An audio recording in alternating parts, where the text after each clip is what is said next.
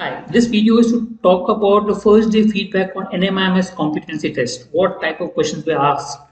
So let's look at it. And based on that, then you can prepare accordingly.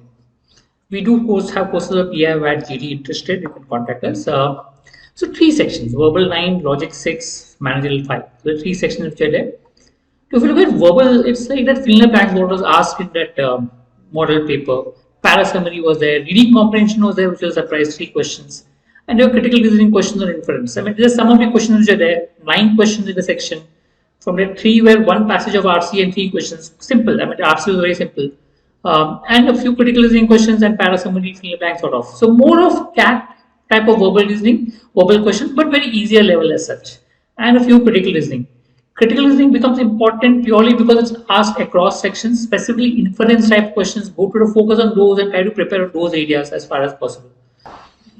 Logic section, one logic set with 4 questions, which is arrangement type, and there was a critical reasoning which is assumption as such. So that means you will have to prepare for logical reasoning sets, more like CET type, arrangement type of questions. You can go through MBA CET question type arrangements and prepare, it would help.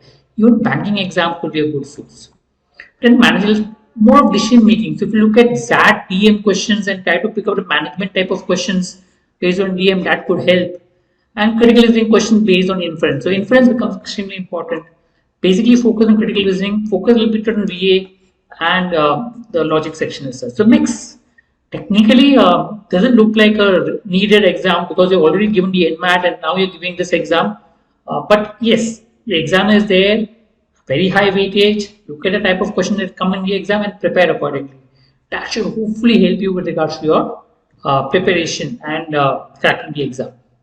We do have courses for PI, VAT, GD. Interested, you can contact us based on a number and an email ID. Thank you.